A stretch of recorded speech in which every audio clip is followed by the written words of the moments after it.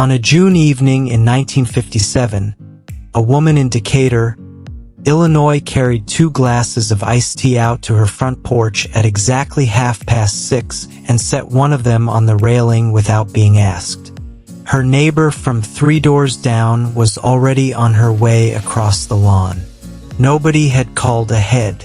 Nobody had made arrangements. The visit simply happened because the porch light was on, and the porch light being on meant something specific in Decatur, Illinois in 1957. It meant, "Come over, the evening is open, you are welcome here." That was not a coincidence. That was not friendliness. That was a code. A completely unwritten, never formally taught, universally understood social code that governed every front porch in every American neighborhood for the better part of a century. And here is what most people do not realize about that code. It was not just about being neighborly. Researchers studying social connection and community resilience now understand that the front porch code was doing something to the human brain and the social fabric of neighborhoods that nothing we have built since has been able to replicate. This is not sentiment for a gentler era. The evidence runs in a specific direction, and it is too current and too precise to be dismissed as nostalgia. The American Psychological Association's most recent report on social isolation found that 46% of Americans report sometimes or always feeling alone, a figure that has risen every year for 2 consecutive decades. A separate study published in the Journal of Community Psychology found that the single strongest predictor of neighborhood social cohesion, stronger than income, stronger than race, stronger than tenure, was the presence of semi-public transitional spaces where residents could interact without formal invitation. The front porch is the textbook example of a semi-public transitional space. It is not fully public like a park and not fully private like a living room. It is the specific in-between space where the code operated. And that in-between space has been disappearing from American residential architecture since the 1950s at a rate that tracks almost perfectly with the rise in reported loneliness. The reasons go deeper than most people think. The American front porch reached its social peak between roughly 1880 and 1950.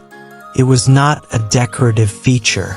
It was designed into houses specifically because the social life of a neighborhood required a space that was neither fully inside the private world of the family nor fully outside in the public world of the street. The porch solved a specific social problem. How do you signal availability without issuing a formal invitation? How do you be part of your community without committing to a scheduled social event? The answer was the porch and the code that governed it. You came out when you were available. You stayed inside when you were not. The porch light told the street which one was true. And the street read that signal the way your phone reads a notification. Immediately, automatically, and without requiring any additional communication. This was not unique to any region or class.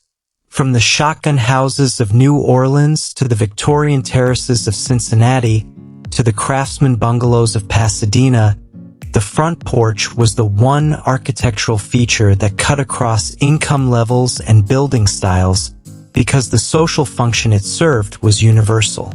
Every community needed a way for its members to be passively visible to each other without the cost of formal social engagement. The porch provided that at zero cost and with zero coordination required. The first and most fundamental rule of the front porch code was the simplest.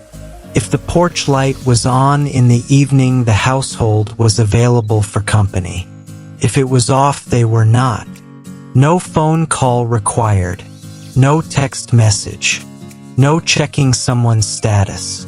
You looked at the porch light from the street and you knew whether a visit was welcome.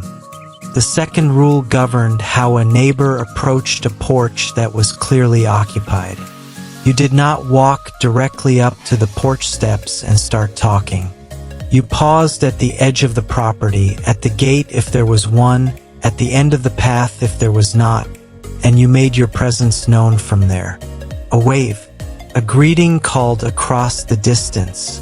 A pause that gave the person on the porch the opportunity to invite you closer or to acknowledge you warmly and let you continue on your way. This three-step approach, pause at the boundary, signal your presence, wait for invitation, was the rule that made the front porch safe as a social space. It meant that being on your porch never committed you to a social interaction you did not want. You could wave, smile, and let someone pass without any obligation to engage further. The third rule governed how long a porch visit lasted. Front porch visits were not open-ended social commitments. They had a natural clock built into them by the physical environment. When the evening light faded and the mosquitoes arrived, that was the signal the visit was ending. When the children were called in for bed, that was the signal. The visit ended without anyone having to say it was ending because the environment itself provided the cue. The fourth rule was the most socially complex and the most important for the community's ability to care for its most vulnerable members. The front porch was the neighborhood's primary observation point. From a porch you could see who came and went on the street, which houses had their lights on, which children were playing unsupervised for too long, which elderly neighbor had not come out in 3 days, which family seemed to be having a harder week than usual. This observation was not gossip in the modern sense of the word. It was community intelligence, the distributed knowledge of a neighborhood about its own members that made informal support possible before formal support was needed. The front porch did not disappear because people stopped valuing community.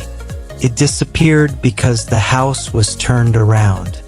In the decades following the Second World War, American residential architecture underwent a shift so gradual and so consequential that it barely registered as a cultural decision at all.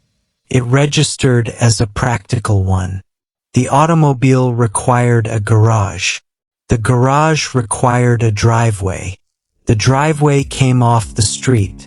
And as the garage migrated from the back of the property to the front, as the car became the primary relationship between the house and the street, the front porch was pushed back, shrunk, eliminated, or converted into a decorative feature that nobody actually used because the front of the house was now a garage door and a driveway rather than a porch and a path. The house literally turned its back on the street. And when the house turned its back on the street, the code that had operated on that interface between the private world inside and the public world outside had no surface left to operate on. The porch light still existed in some houses, but the porch it sat above had become too small, too exposed to traffic, and too architecturally marginal to function as a social space. The code did not break. The infrastructure it ran on was simply removed. You know the specific feeling this video is describing. You felt it somewhere.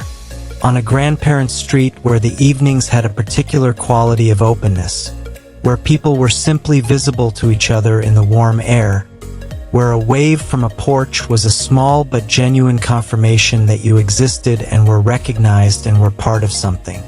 You did not call that feeling community at the time because it did not need a name when it was simply what the evening was. You only noticed it had a name once it became rare enough to miss. And you miss it more than you have probably admitted to yourself, because admitting it means admitting that the street outside your own house, the quiet, sealed, garage-fronted, porchless street where nobody sits outside in the evening and nobody knows whether their neighbor is available or unavailable because the signal infrastructure that would have told them no longer exists, is a different kind of place from the one the woman in Decatur was living on in 1957. Not a worse kind of person's place. A different kind of place. One that makes the particular feeling of being known by your street almost impossible to find and almost impossible to explain to anyone who has never felt it. Somewhere in America tonight, there is still a front porch with a light on. It may be on a street where the other houses have all turned their backs to the road and the porch sits slightly incongruously, a relic of a different architectural logic surrounded by garage doors and driveways. But the light is on, and somewhere on that street there is a neighbor who still knows what it means. Next week, we are going inside the one object that sat on every 1950s kitchen shelf and quietly revealed everything about a family's financial situation that nobody was supposed to know. You will not want to miss it. Subscribe to Echoes of Yesterday so you do not miss that story when it drops. If this video gave you something to bring to your street tonight, take it there. Share it with someone who still remembers when porch lights meant something. Come back next week.